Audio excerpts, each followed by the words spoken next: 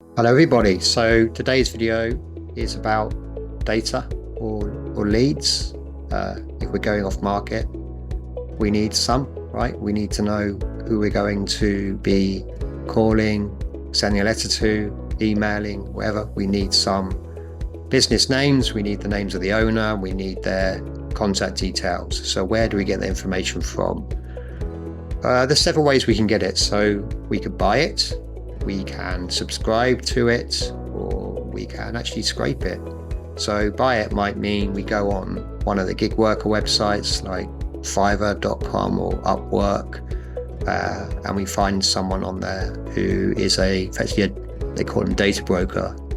So this is people with extensive experience in getting the data for you. You might give them a list. So, I want business owners in a certain industry that are over a certain size and age. Go get me that list. And that's one way to do it, is buy it. I'm not a big fan of buying anymore. I've found that the quality has been very kind of intermittent, hit and miss. So it's not something I do anymore. Another way is to subscribe. So there's some websites that keep these kind of data. One of the big one is Apollo.io. You can take a subscription there, and I think you can export a certain amount every month, and you can filter by business type and location and size, and then export and use that with that data what you wish, whether that goes into an email program or cold call. Finally, my favorite is scrape. So what does scraping data mean? It means that there might be a website that's linked to the industry.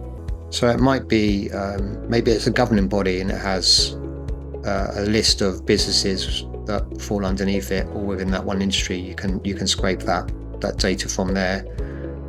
There are websites, and I'll talk about it in the link. I'll put the link in the description.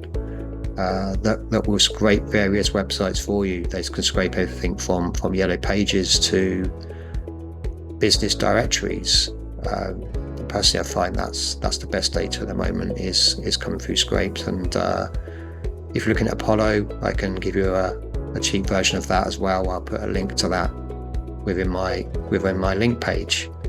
So once you've got the data, I think the most important thing, or the most important thing is that we validate it, right? So especially if it's going into an email program, you don't want the emails being bounced back. So again, I can put a link to some that I suggest in there, but you definitely need to validate that data. So get a third party to check that email address or phone number is valid.